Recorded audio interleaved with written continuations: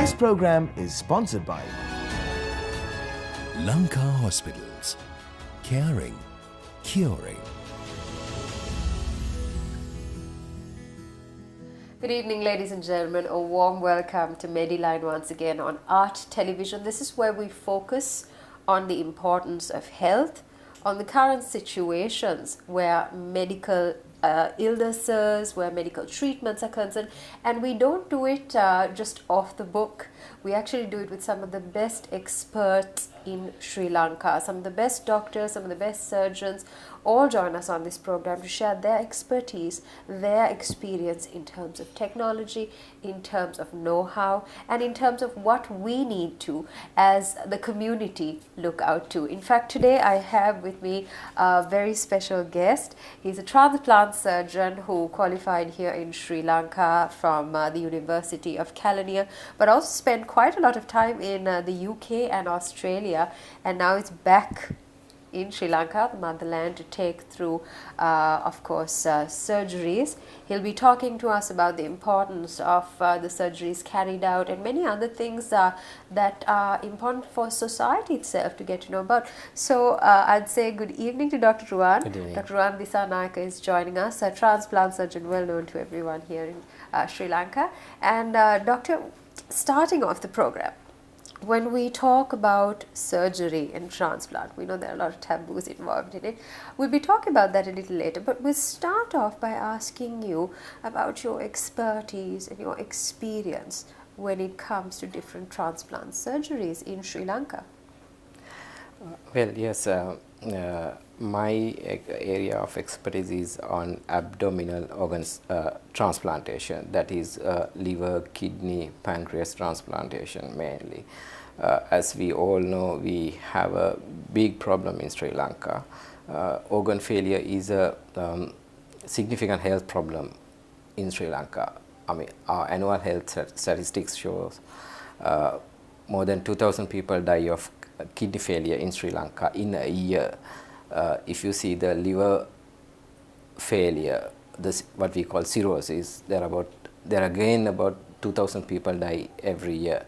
So if so we can assume at least 5,000 people die every year in Sri Lanka because of organ failure in a year. So there are 5,000 Sri Lankans dying every year because of this deadly health problem. The only treatment for organ failure in the modern era of medicine is transplantation. If you consider kidney failure, that has been a big problem simply because of high incidence of diabetes, high blood pressure, and there is something called chronic kidney disease of unknown origin, which is prevalent in the northern and the northern central parts of the country, largely based in agricultural fields. So for this problem, the only long-lasting solution, for example, kidney transplantation, you have two options. You can go on long-term dialysis or transplantation. Dialysis has been a very expensive health procedure, whereas a transplant will give you a good quality, healthy life of at least 10, 15, 20 years. So transplant in general is a life-saving procedure, I would say. Right.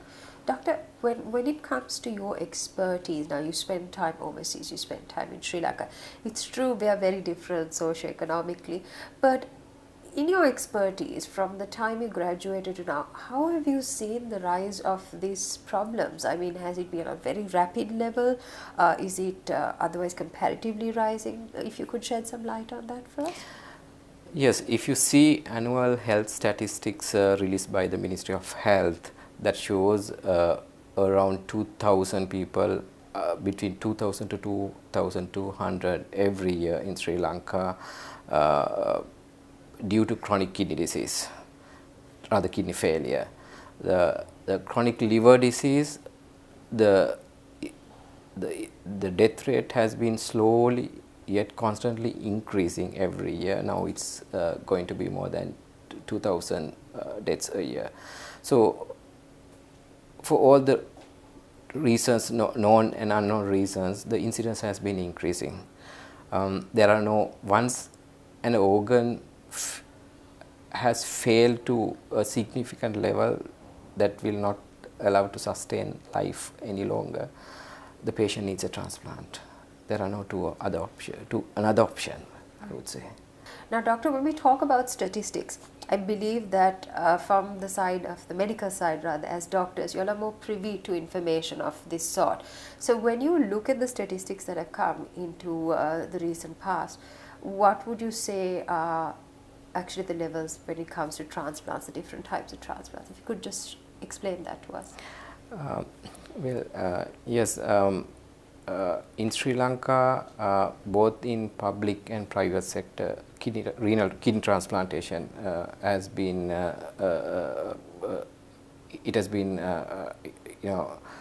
available for Sri Lankan patients over last 2-3 decades. However, over last 10 years, there's a significant increase in the number of transplants, the service provided for the public of Sri Lanka. In the public sector itself, there are more than 300 kidney transplants being done a year in 10 to 12 hospitals all around the country, starting from National Hospital, Kandy General Hospital, Teaching Hospital Karapitiya, Teaching Hospital Anuradhapura, likewise. And at the same time, there are few hospitals in Colombo perform kidney transplantation in the private sector as well. For example, Lanka Hospital being a leading hospital, a pioneering hospital in developing kidney transplantation in Sri Lanka. Lanka Hospital has performed more than 1,000 kidney transplants by now. So, which means this service has become a routine practice in Sri Lanka. It's not a unusual or rare service anymore.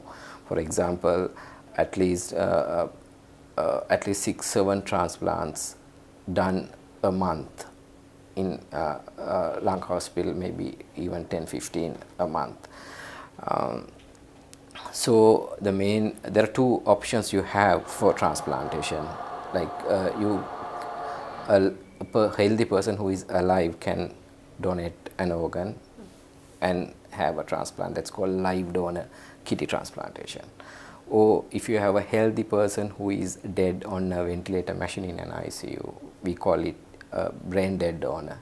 That is called deceased donor organ donation. That's also an option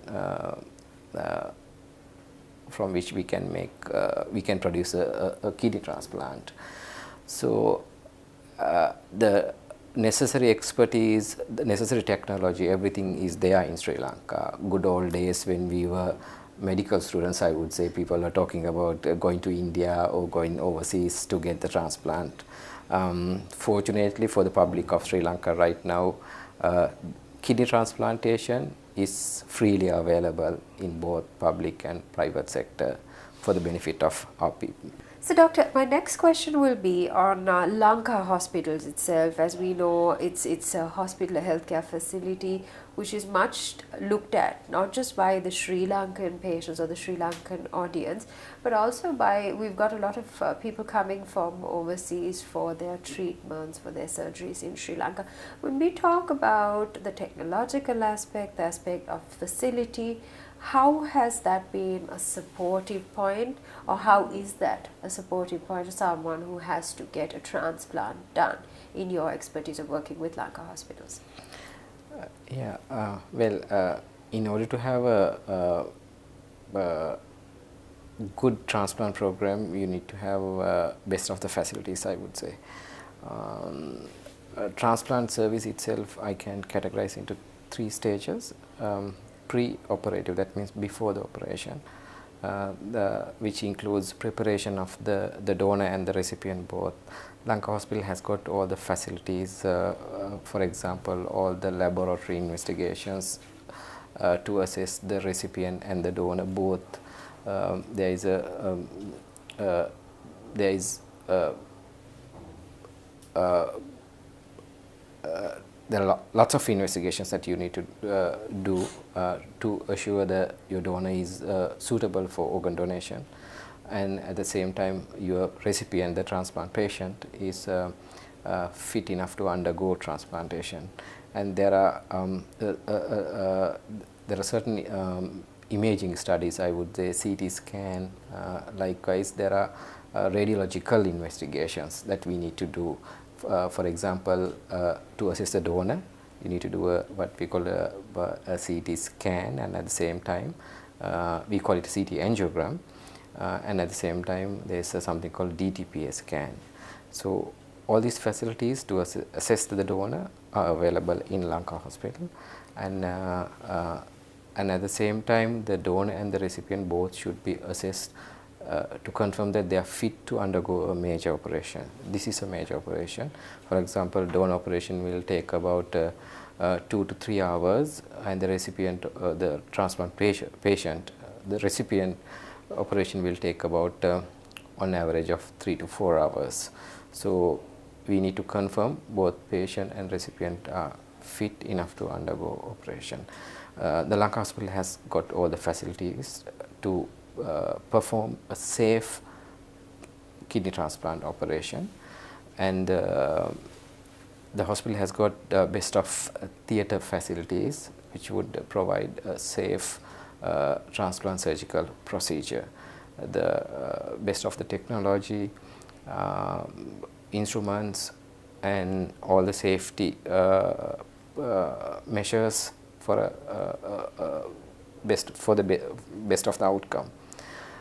All the facilities are available right now at Lanka Hospital. That will ensure you will have a successful kidney transplant, which will give another 10-15 years of good quality life. The end of the transplant operation is not the end of the service, I would say, because the care of the patient will be almost lifelong, because the patient will be on what we call immunosuppression drugs to prevent rejection of the transplanted organ. So the patient will be followed up frequently by our physicians and the nephrologists, especially on lifelong. So for the follow-up, outpatient special clinics, and there's special kidney transplant center to look after the welfare and well-being of these patients. Right. Thank you, doctor. That was very interesting, because I think this is a very different line when it comes to, medical speciality. It's something very intricate. It's also something that people actually need to be educated about, from the traditional know-how of the fear of going under the knife to exactly what facilities that we have today, that we can actually quite comfortably and confidently even have to proceed with such procedures. So with that, ladies and gentlemen, we're going to take a quick break, and on the other side, the latter part of it, we're actually going to delve into how these surgeries work, a little more insight to them in Sri Lanka, and also things that the general public should look into and be aware of. If you just joined, this is Medline with Art Television, and we are here with Dr. Ruwan Dissanayake, who's a transplant surgeon, and he'll be back on the other side to answer a few more questions with us, so do stay tuned. Lanka Hospitals. Caring, curing. This program is sponsored by Lanka Hospitals. Caring, curing. We're back on Art Television with Mediline, and we're on to the final part of our show today. We've had the pleasure and the company of Dr. Ruwan Dissanayake, who's explained to us the important aspects rather of transplant in surgeries and things that have developed, especially in the Sri Lankan context, both in private and public sector. Now, doctor, the interesting part that we're going into is, could you tell us a little bit about this surgery as we delve into it, as we go very deep into these transplant surgeries? Could you elaborate a little more for us? The whole treatment procedure of transplantation involves two operations. The operation for the donor, where we retrieve the kidney for the donation, and also the transplant recipient's operation, the patient's operation. donor operation usually with after in detail assessment of the donor, the treating doctors, treating clinicians will take a decision which kidney will be donated. For example, whether it's left or right, because the priority is given for the welfare and well-being of the donor. Donor is number one. So this operation will take about, in general, 2 to 3 hours, and there will be a cut along a rib on that side of the body. That is, there are two options, actually speaking. Like, that's what we call the open approach, and there's the well advanced, better way of doing is the laparoscopy, that is called keyhole operation, through which there are very small cuts, and you will take the organ with a separate incision. And the transplant recipients or the patient's operation, now the donated kidney should be transplanted into the recipient. Both actually in the live donation happens simultaneously in 2 different operation theaters. Both surgeries are started at the same time, and once the kidney is retrieved from the donor, the kidney will be transferred to the next operation theater where the recipient is being operated, or the surgery has already been started. Kidney transplantation essentially happens, your native kidneys are usually placed in the loin, what we call a loin part on both sides. The transplanted kidney will be transplanted on the lower half of your body. You have 2 blood vessels from your tummy that goes into your legs, the 2 main blood pipes, and there will be blood pipes bringing blood back to your heart from your lower part of the body. Let's say, for example, the priority, generally on right side you do the kidney transplant, the 2 blood vessels, you have what we call artery and vein. Artery is the one which brings blood to an organ, vein is the one which brings out of the organ. So both essentially it's a connection of blood vessels. The artery and the vein should be connected to the blood vessels on that part of the body. And then you have what we call a ureter, the urine pipe which produces, the kidney produces urine, then that will be connected to what we call bladder, and then will be excreted out. So the last part of the operation is connection of that urine pipe into the bladder. This is just a simplified explanation. So basically that is the simplest explanation I can give you about the operation. So operation takes about 3 to 4 hours, following which the patient will be sent to the intensive care unit, where all the vital parameters, patients, blood pressure, urine output, breathing parameters, everything will be monitored. Patients will be carefully monitored and managed accordingly. Generally, immediately after kidney transplant, there will be a very good urine output, and there are other parameters like serum creatinine level and serum electrolyte. Like there are certain blood investigation that we will do to assess and make sure the transplant kidney is functioning. In general, the patient will be kept in ICU for 1 to 3 days, following which patient will be transferred to a specialized isolated ward, because post transplantation, all these patients, now this is a foreign organ in your body, so your body's immune system will always try to reject this organ. So therefore all the transplant patients should be on what we call immunosuppression drugs. Those are anti-rejection drugs that you may have to take, you will have to take lifelong to protect your new kidney. Once the patient is capable of looking after himself or herself, which will take about on average about 7 days of hospital care, the patient can be discharged. Once we discharge the patient, we give a long list of instructions, I would say, to protect himself or herself. The number one is, since you are on immunosuppression or anti-rejection drugs, your immunity will be suppressed to a certain level. So we have to protect the patient rather from infections.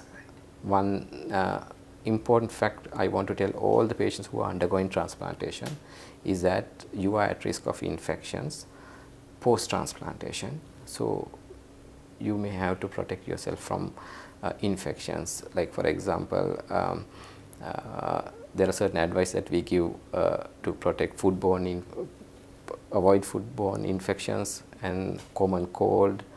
Likewise, you may have to protect yourself from those infections as well. In overall, like, it's a lifelong care.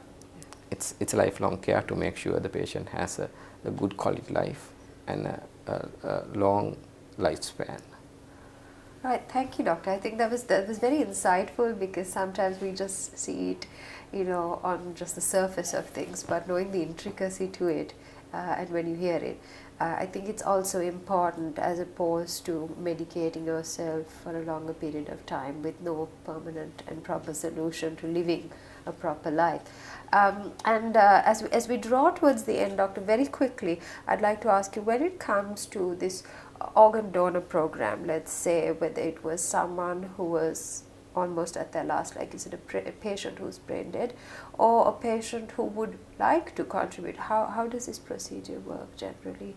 Is it just an openly available thing where they can contact you and they can donate organs, or organs of a loved one who is deceased? How does that work? Yes, I mean, as a citizen of this country, we all have a certain amount of certain degree of responsibility towards this, because thousands of Sri Lankans die every year in this country. So if you are you have two options. You can become a live donor if you are happy to save another Sri Lankan. It doesn't have to be your relative. You can donate one kidney. Live donation is a very well established, safe procedure in Sri Lanka. The next option is what we call donation from brain dead donors, deceased organ donation.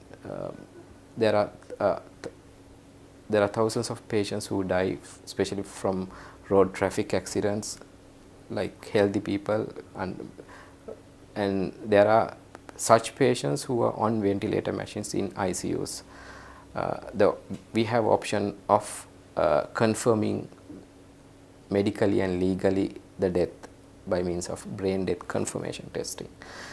If a patient is declared brain dead by medical and legal means, that means the relatives of that donor has the option of donating organs. So I make a public request from all the Sri Lankans, if you have ever an option of donating,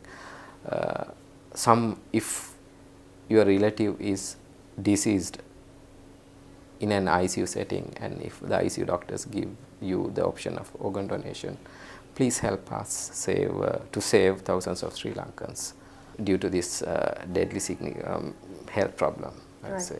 Thank you very much, doctor. Thank you for sharing your insights with us. Thank you for taking us even briefly through the procedures where, in layman terms, anyone out there could understand exactly how this is and the importance of it, and exactly how very planned the proceedings of what happens and what comes after. With that, ladies and gentlemen, this episode of Medline comes to an end. Do join us again for more insightful, I would say, interactions with professionals just like Dr. Ruwan into the medical field, its vast developments and its technologies, and of course the best service, the best outcomes, the best health facilities that you could get with Lanka Hospitals. We wish you all a pleasant night.